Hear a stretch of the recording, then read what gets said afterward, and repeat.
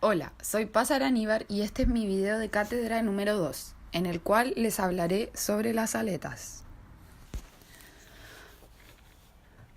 Teniendo una superficie a una temperatura T sub S expuesta a un medio circundante que está a temperatura T sub infinito, podemos expresar la ley de Newton del enfriamiento para la transferencia de calor desde la superficie como el calor disipado por convección es igual a H por A sub S por la diferencia entre la temperatura de la superficie y la temperatura del medio circundante. Si las temperaturas Ts y T sub infinito son fijas para un diseño específico, existirán solo dos maneras de aumentar la razón de transferencia de calor con el objetivo de disipar el calor desde la superficie más rápidamente. La primera opción sería aumentar el coeficiente de transferencia de calor por convección, lo cual requeriría la instalación de un ventilador o bomba, y esto se considera poco práctico o inadecuado.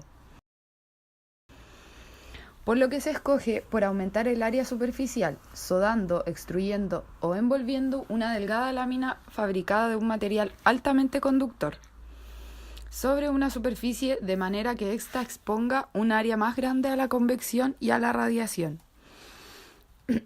A estas superficies extendidas, que ayudan a que el calor se disipe a mayor velocidad, es a lo que llamamos aletas. Para el modelamiento matemático de las aletas se considerarán los siguientes supuestos: un régimen estacionario y sin generación de calor en la aleta, que la conductividad térmica K del material permanece constante y, a pesar de que el coeficiente de transferencia de calor por convección varía a lo largo de la aleta dependiendo intensamente del movimiento del fluido, por conveniencia lo consideraremos constante y uniforme a través de esta. Ahora plantearemos la ecuación de la aleta realizando un balance de energía sobre un elemento de volumen de esta en el eje X, cuya longitud es delta X, el área de la sección transversal es AC y tiene un perímetro P, que tratándose de un proceso estacionario quedaría de esta manera.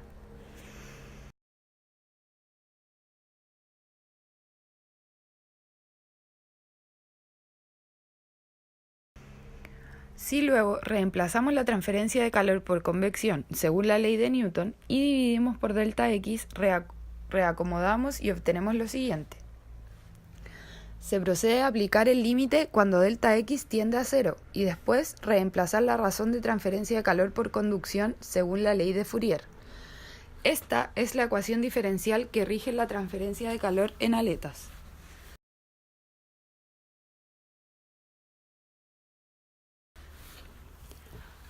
Asumimos una sección transversal y un perímetro constantes para poder reducir la ecuación a la forma que se muestra, donde A cuadrado es igual al coeficiente de transferencia de calor por convección por el perímetro y esto dividido por la conductividad térmica de la aleta y por su sección transversal. Y θ se denomina el exceso de temperatura y es igual a T en función de X menos T sub infinito.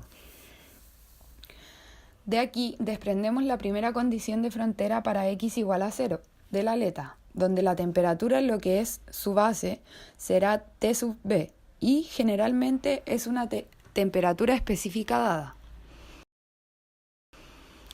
Se obtiene una ecuación diferencial lineal, homogénea y de segundo orden con coeficientes constantes. Para estas ecuaciones se sabe que se tendrán dos funciones solución linealmente independientes, cuya combinación lineal genera la solución general de la EDO. Examinando la ecuación, notamos que al restarle un múltiplo constante de θ a su segunda derivada, debe dar 0. Por esto, se propone una solución general con funciones exponenciales de la forma siguiente. Lo que nos resta por hacer es determinar las constantes C1 y C2 de la ecuación, para lo que necesitaremos dos condiciones de frontera de la aleta. Para la base de la aleta se tiene que la temperatura específica es T sub B, como habíamos definido anteriormente, y la segunda condición de frontera, que corresponde a la punta de la aleta en X igual a L, tendrá varias posibilidades, las cuales se especificarán a continuación.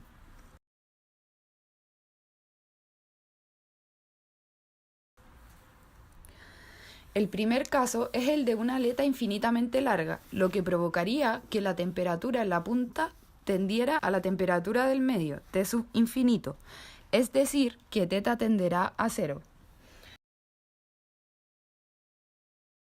Esta condición eliminará el término de la exponente elevada a un número positivo de la solución general, pues este tiende al infinito cuando x se incrementa, es decir, c sub 2 es igual a 0. Así, al aplicar la condición de frontera de la base, obtenemos ahora el valor de c sub 1. Finalmente, la variación de la temperatura a lo largo de la aleta se expresa como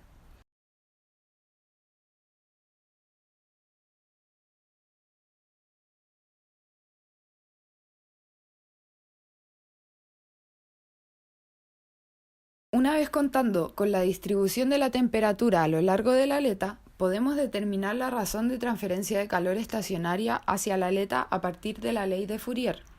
Alternativamente, si consideramos la transferencia de calor desde un elemento de volumen de la aleta e integramos a lo largo de toda su superficie, se obtendrá el mismo resultado, lo que significa que en condiciones estacionarias la transferencia de calor desde la superficie expuesta de la aleta es igual a la transferencia de calor hacia esta en su base.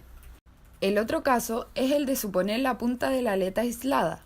Esto sucede cuando la transferencia de calor desde la punta se considera despreciable debido a lo pequeña que es su área respecto al área superficial total.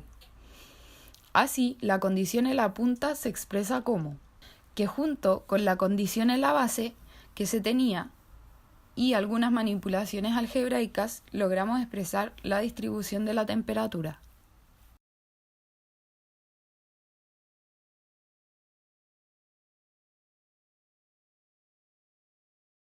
Nuevamente, a partir de la ley de Fourier, podremos determinar la razón de transferencia de calor disipado por la aleta.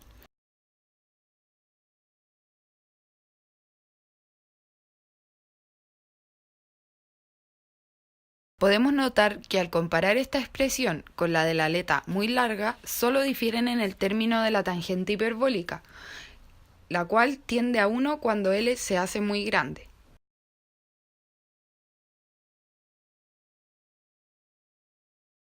Y para la última opción, que es la que sucede más a menudo en la práctica, es la condición de frontera en la cual existe convección en la punta, que también incluye los efectos de la radiación. Pero añadir dicha condición al análisis de las ecuaciones se vuelve muy complejo, por lo que se corrige la longitud L de la aleta de manera que se aplique en la relación para el caso de punta aislada, lo que entrega una muy buena aproximación para los cálculos.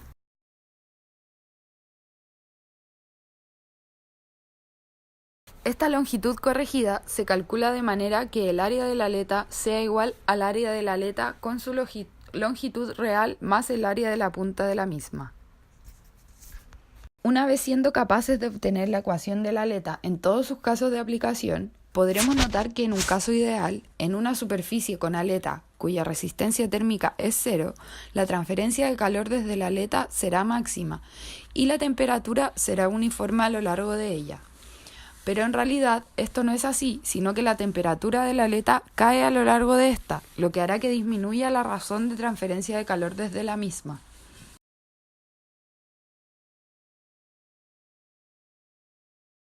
Para considerar este efecto, se define la eficiencia de la aleta como la razón real de la transferencia de calor desde la aleta partido en la razón ideal o máxima desde esta. Es muy importante la apropiada selección de la longitud de la aleta para su diseño, pues los beneficios que trae una mayor longitud, como una mayor área de transferencia y por lo tanto una mayor razón de transferencia, serán justificados siempre y cuando el aumento de masa, fricción y costos adicionales también lo sean. Una forma de saber si la instalación de las aletas está realmente mejorando la transferencia de calor o no es comparar ambos casos. Entonces, se define la efectividad de la aleta como el cociente entre las razones de transferencia de calor cuando hay aletas y cuando no las hay. Si obtenemos una efectividad igual a 1, quiere decir que la adición de aletas a la superficie no afecta la transferencia de calor en lo absoluto. Si la efectividad es menor que 1, la aleta está actuando como aislamiento y retarda la transferencia de calor en lugar de mejorarla. Y si la efectividad es mayor que 1, las aletas estarán cumpliendo su propósito.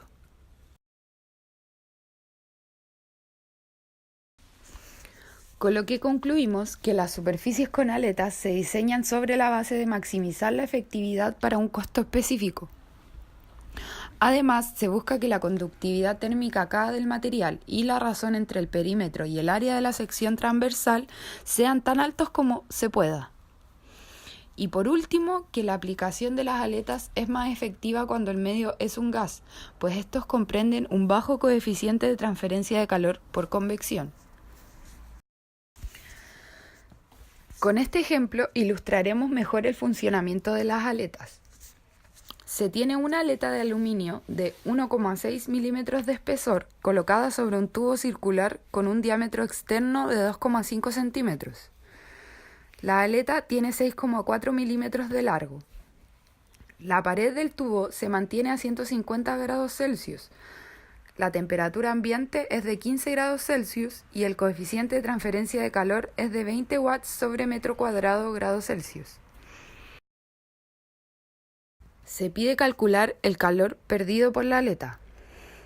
Dado que existe la tabla de la eficiencia de las aletas circulares sujetas a un tubo circular, procederemos a obtenerla para calcular la razón real de la transferencia de calor desde la aleta, a través de su razón ideal de transferencia de calor.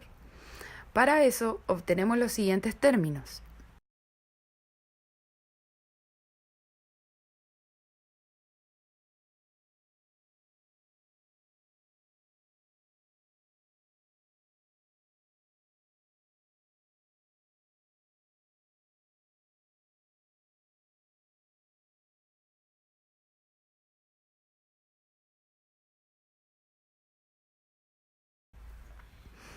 Los cuales, introducidos en las siguientes fórmulas, junto con los coeficientes dados, obtenemos los valores para entrar a la tabla de eficiencia. Y se estima una eficiencia de la aleta de un 97%. Ahora calcularemos el área total de la aleta.